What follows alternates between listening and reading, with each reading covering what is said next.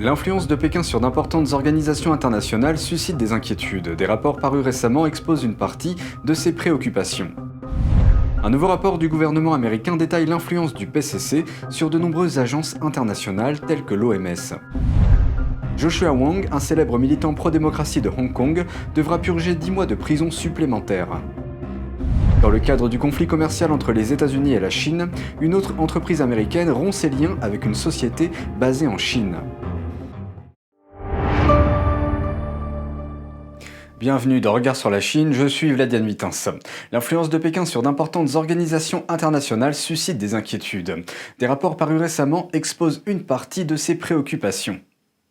L'influence et le contrôle de la Chine sur les organisations internationales se sont rapidement accrus. Un récent rapport semestriel du Congrès américain, publié le 4 mai, montre que des ressortissants chinois sont à la tête de 4 organisations internationales clés et occupent de nombreux autres postes de direction dans différentes agences des Nations Unies. Le professeur Xie y voit un grave problème. All Chinese officials or Chinese nationals serving these organizations are mostly Communist Party members. And we know the Chinese Communist Party is in control, total control over the entire China. Le professeur Xie estime que les États-Unis doivent travailler avec leurs alliés démocratiques pour mettre un terme à l'influence croissante de Pékin dans les principales organisations internationales. Lorsque la Chine a rejoint l'Organisation mondiale du commerce en 2001, le gouvernement de Pékin a fait de nombreuses promesses. Mais il n'en a tenu aucune ou alors ses actions ont été extrêmement limitées. L'une des promesses est d'ouvrir les secteurs de la banque, des télécommunications et des paiements électroniques en Chine. Mais Pékin n'a jusqu'à présent fait que très peu dans ces domaines. Et le régime chinois ne rompt pas seulement des promesses économiques. En 2015, le chef du PCC, Xi Jinping, a promis de ne pas militariser les îles artificielles que le régime construisait dans les eaux contestées de la mer de Chine méridionale. Pourtant, c'est exactement ce que le PCC est en train de faire. Un nouveau rapport du gouvernement américain détaille l'influence du PCC sur de nombreuses agences internationales. Des dizaines de responsables du Parti communiste occupent des postes de direction dans des organisations telles que l'Organisation mondiale de la santé.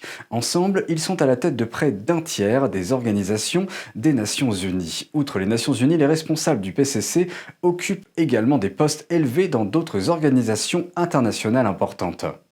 La semaine dernière, une commission du Congrès américain sur la Chine a déclaré que plus de 30 responsables du parti siègent au conseil d'administration où sont des cadres supérieurs d'organisations internationales. Parmi eux, 6 travaillent en même temps pour Pékin. Il s'agit notamment du directeur général adjoint de l'Organisation mondiale du commerce. Il est également le vice-ministre du ministère du commerce du régime chinois. Les autres ont également travaillé pour le régime communiste chinois. Le secrétaire général de l'Union internationale des télécommunications en fait partie. Il était à la solde du ministère des Postes et Télécommunications de Pékin. Le président de la Banque asiatique d'investissement dans les infrastructures était auparavant le président de la banque d'État chinoise China International Capital Corporation. Il y a aussi la secrétaire générale de l'Organisation de l'aviation civile internationale, le directeur général de l'Organisation des Nations Unies pour le développement industriel, et le directeur général de l'Organisation pour l'alimentation et l'agriculture. Mais les carrières des fonctionnaires du PCC ne se terminent pas toutes bien. Il y a 4 ans, un haut responsable de la police chinoise est devenu le président de l'Organisation internationale de police criminelle, également connue sous le nom d'Interpol. Mais il a été porté disparu après son retour en Chine en 2018. Pékin a ensuite annoncé qu'il avait été arrêté pour avoir prétendument accepté des pots de vin. Joshua Wong, un célèbre militant pro-démocratie de Hong Kong, devra purger 10 mois de prison supplémentaires. Il a participé l'année dernière à une commémoration non autorisée du massacre de Tiananmen de 1989. Joshua Wong, militant pour la démocratie à Hong Kong, a été condamné jeudi à 10 mois de prison supplémentaire.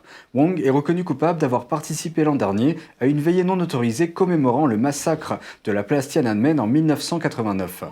L'année dernière, l'événement annuel du 4 juin a été annulé pour la première fois à Hong Kong, la police invoquant la crise sanitaire mondiale. Néanmoins, des dizaines de milliers de personnes ont allumé des bougies dans toute la ville au cours d'un événement largement considéré comme pacifique. Le juge Stanley Chan a également condamné Lester Shum, Janelle Leung et Tiffany Yuen à des peines comprises entre 4 et 6 mois. Une poignée de militants se sont rassemblés devant le tribunal pour protester contre cette affaire. Cho Han-tung fait partie de l'Alliance de Hong Kong pour le soutien des mouvements démocratiques patriotiques de Chine. This is a charge for an unauthorized assembly, for a totally peaceful assembly confined to Victoria Park. Wang purge déjà une peine pour d'autres condamnations pour rassemblement illégal lié aux manifestations de 2019.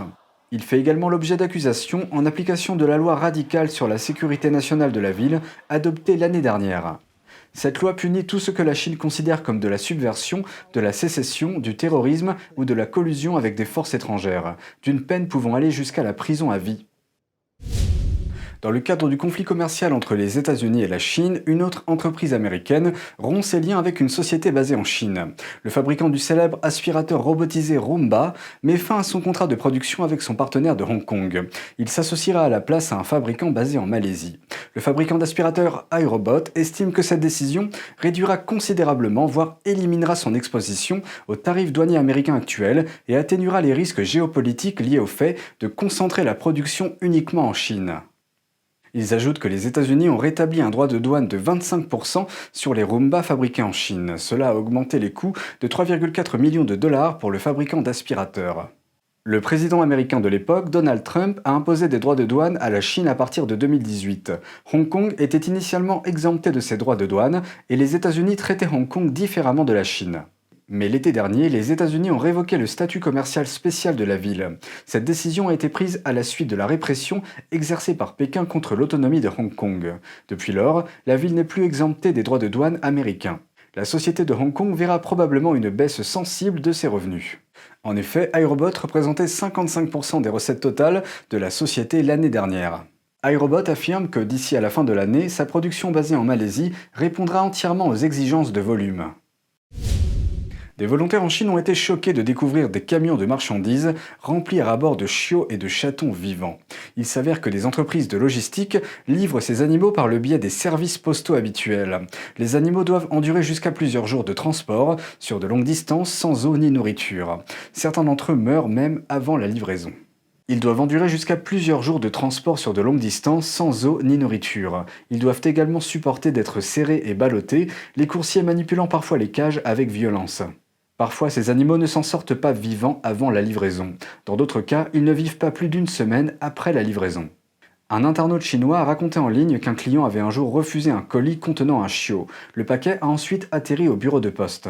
En ouvrant le paquet, les employés ont trouvé le petit chien mal nourri, grelottant et proche de la mort. Une tentative de sauvetage a échoué et le chien est mort le jour même.